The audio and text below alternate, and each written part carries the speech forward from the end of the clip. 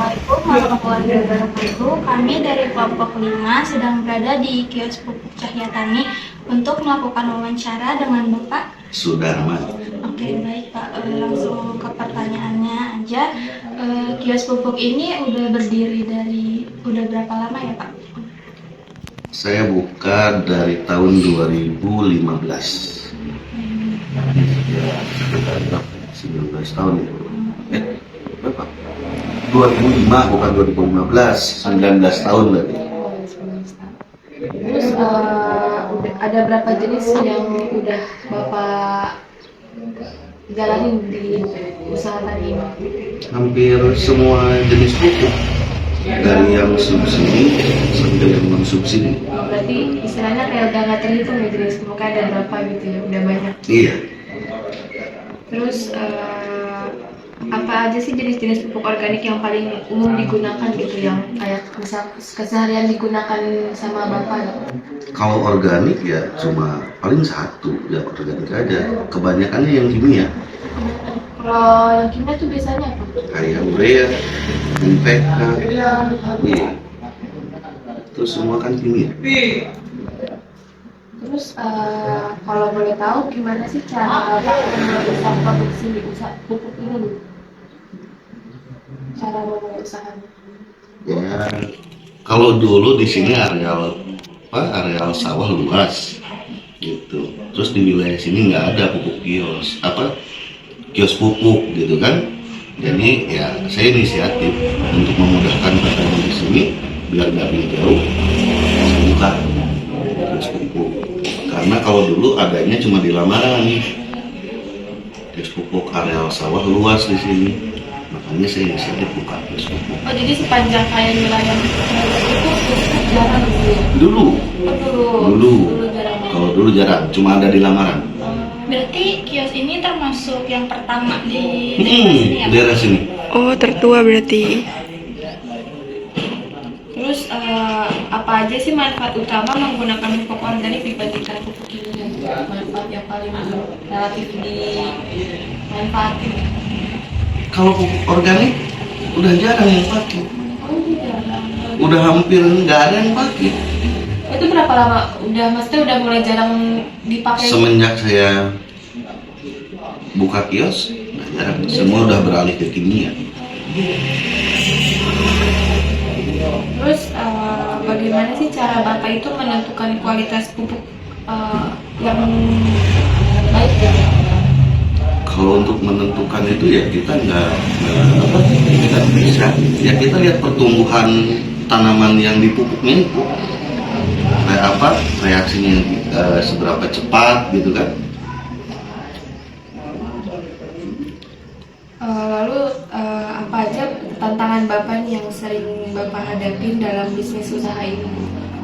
Kan pastinya setiap usaha tuh ada kekurangan. Iya. Kalau tantangannya ya tentang aturannya. Aturan di Subsidi. Aturan di subsidinya. Yang mungkin ya aturannya bagus yang dibikinkan pemerintah, tapi di bawahnya apakah bisa dilaksanakan atau tidaknya, seefektif gimana aturan itu dibuat untuk masyarakat, buat petaninya. Tantangannya itu aja. Oh itu, jadi kayak satu doang tuh di aturannya itu aja. Yang mungkin ya terlalu berduit. Terus gimana? Apakah teknologi terbaru gitu yang Bapak gunakan buat dalam usaha? Kalau di kios ya teknologi nggak ada. Kalau di pertanian ya mungkin banyak.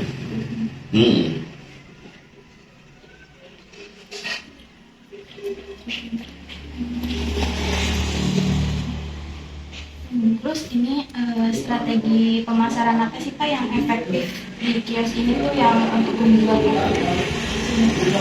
pemasaran itu? Ya strategi pemasaran paling kita ya cara subsidi silang, itu pun yang non subsidi. Kalau yang subsidi kan harga sudah ditentukan dari pemerintah.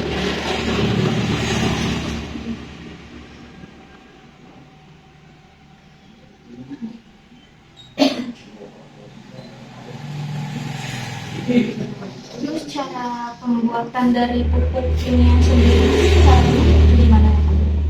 Pembuatannya, kalau kita nggak tahu, itu kan dari perusahaannya dijual. Kita hanya sebagai penyalur. Kalau dari barang subsidi, kita dikatakannya penyalur. Jadi menyalurkan kepada yang berhak, itu yang sudah terdaftar di ERDKK. Mungkin bisa lanjutin lagi ya pertanyaannya. Kira-kira kan namanya usaha pasti kan ada kekurangan sama kelebihan gitu.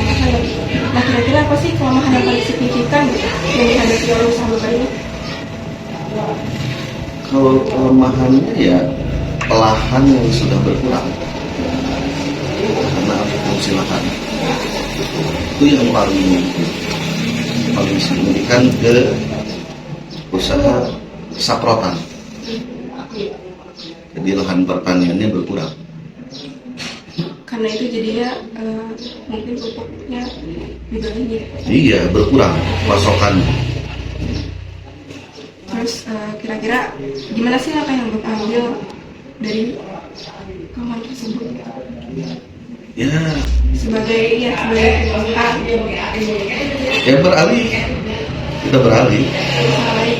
ke usaha lain untuk Tapi kira-kira masih dalam lingkup pertanian ini atau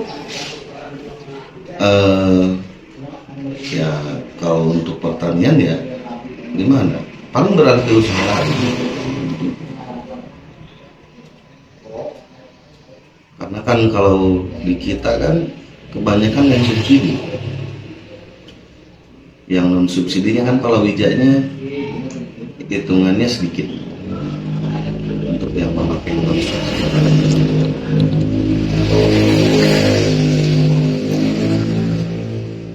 Nah, kira-kira apa sih kelebihan dari usaha bapak ini dibanding usaha yang lain yang punya usaha yang sukses? Saya kira sama semua. Kalau kios karena kan ya mungkin ada yang mungkin lebih ya istilahnya banyak palawijanya yang memakai barang-barang non subsidinya. Kalau kios hampir semua rata karena dia udah dikasih kuota, kasih wilayah areal pemasaran, terkecuali yang non subsidi dia bebas. Kalau yang subsidi kan kita udah dibatas, udah dikasih wilayah, jadi hampir semua hampir rata.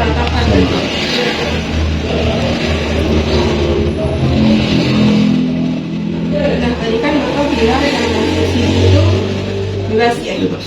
Nah, berarti kan itu termasuk salah satu ancaman dari usaha bapak sendiri karena kan kalau bapak ini kan udah ditentuin ya bisa melakukan itu. Nah itu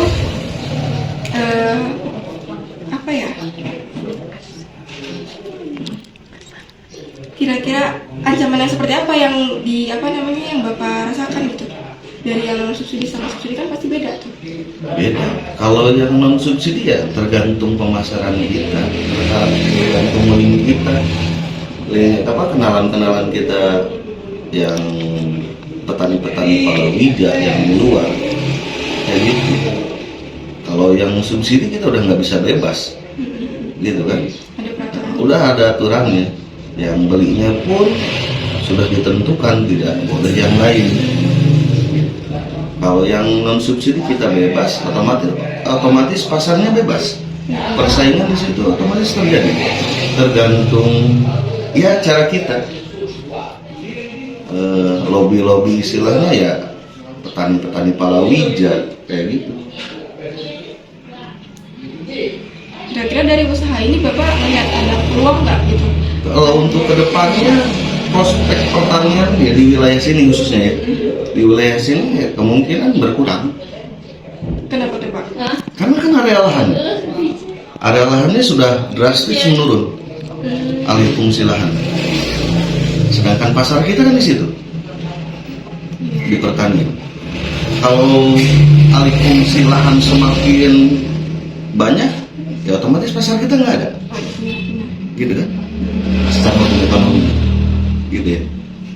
Padahal kan yang kita tahu Karawang sendiri kan termasuk lumbung Lumbung padi padi. terbesar. Ya. Jadi kalau misalnya sekarang banyak alih Maksudnya? kasihan juga sama yang petani, Iya. usaha-usaha tani kayak gini contohnya. Gitu. Mungkin itu aja pertanyaan itu. Terima kasih banyak ya Pak. Ya, sama-sama. Sekian wawancara dari kelompok 5, kurang lebihnya mohon maaf. Wassalamualaikum warahmatullahi wabarakatuh.